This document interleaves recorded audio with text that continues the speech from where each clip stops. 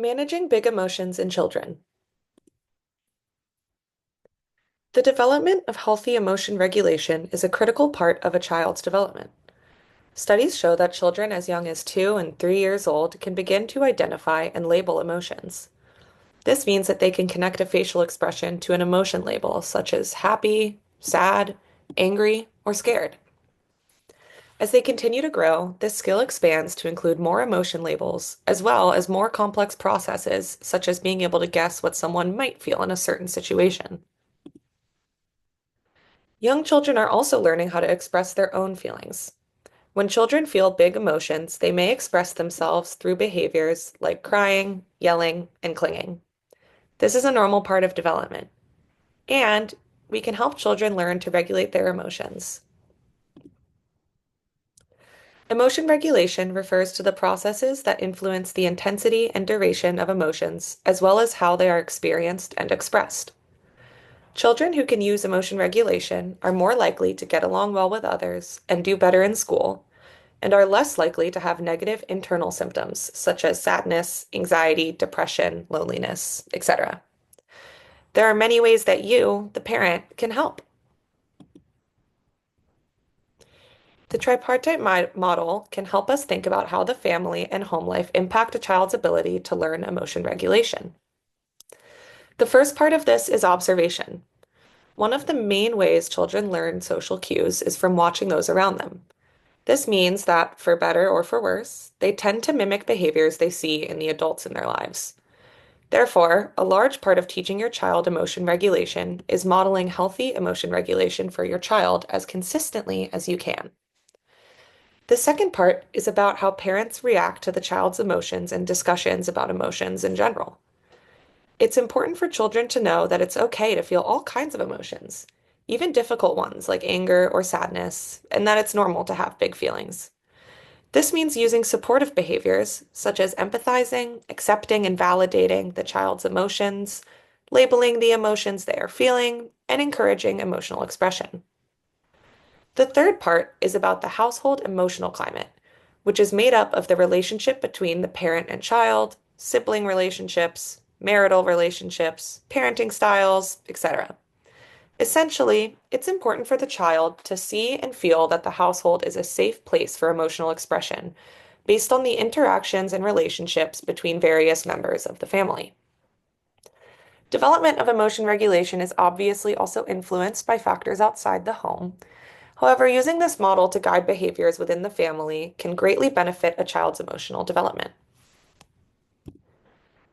Another way parents can support their child is by engaging in activities that are geared towards increasing awareness of different types of emotions and learning how to help manage them. These activities also help strengthen the bond between you and your child. Today, we will take a look at 3 activities you can try at home. The first activity is called Click Emotions and Emotions Bingo. You'll begin by asking your child to express different emotions with their face in front of a mirror. These emotions can range from angry to happy to sad to disgusted to anything else your child wants. After practicing these faces in the mirror for a while, you'll ask the child to hold a facial expression while you take a picture of it. It is up to you how many emotions you pick, but it should be anywhere from 6 to 12. Once you've gathered the photos you need, you'll print them out and make them into a bingo board with different compositions of the emotions. Then you play bingo with your cards. The cards should look something like this, except they would all be pictures of your child that you two took together.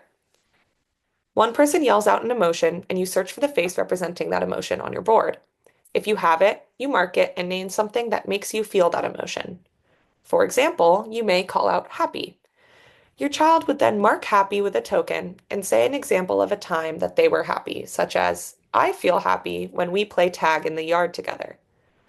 When you complete a line, you shout out bingo. This game can be very helpful for children who struggle to identify emotions in others and themselves. Being able to recognize and label emotions is an essential skill, as misunderstanding how others are feeling may lead to responses that may seem inappropriate. If your child has difficulty with this skill, this is a great place to start in teaching them about emotions. The next 2 activities incorporate music and dance. Empirical research and our own lived experiences inform us that music is an excellent means to regulate emotions. Engaging with music activates emotion, reward, and arousal neural networks. Research also supports the idea that dance provides children with a way to physically express their emotions. This next activity is called the sound of feelings.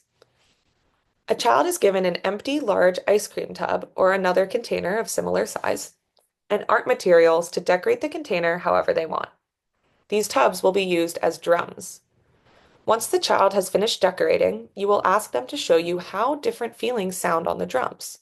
So you will ask them to play the drums based on an emotion. You can ask them to show you what angry sounds like on the drum or what happy sounds like on the drum.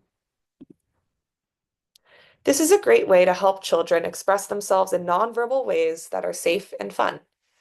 They are practicing recognizing a feeling as they call it forth to play the drums angrily, happily, or any other way. This can be very helpful in aiding your child to connecting the label of the emotion with the internal feeling of the emotion. This can translate to helping them identify feelings as they come up in real time later on. The last activity we will share today is called the Grizzly Bear Grump. Since music and movement are powerful means to engage preschoolers, therapists and parents could utilize this tool as an intervention to aid children in down-regulating their feelings. The Grizzly Bear Grump is a sensory-based movement song by Stephanie Leavell that helps kids explore feelings of anger and frustration, and then it gives them specific sensory tools to help them self-regulate. Let's watch part of this video to learn about this activity.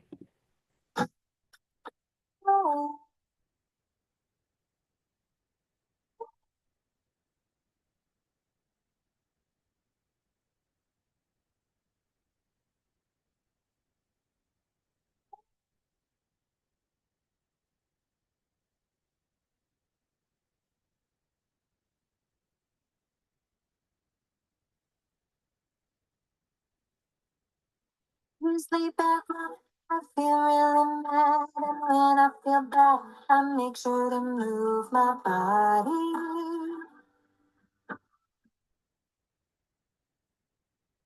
I'm a grizzly bear grump. I feel really mad, and when I feel bad, I make sure to move my body.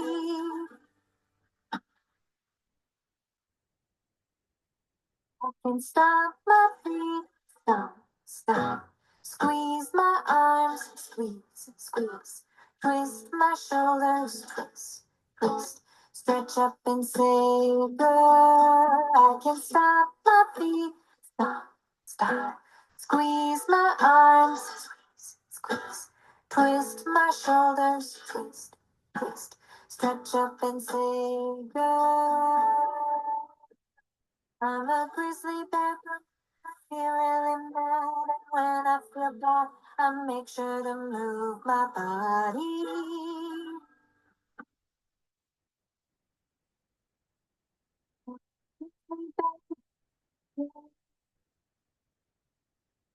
I make sure to move my body.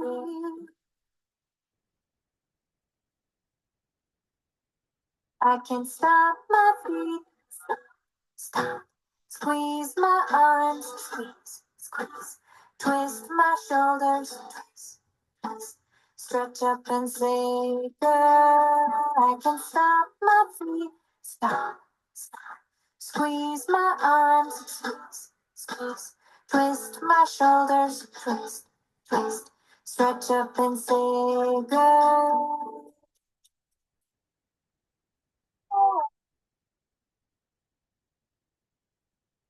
I'm starting to feel better. Oh, oh, I'm starting to feel better. Ooh, I'm a grizzly bear. I feel really mad. The video continues on, and since it repeats itself, we'll let you watch that on your own time if you want to. We hope you can use these tools to help your child learn more about their emotions. Thank you for listening.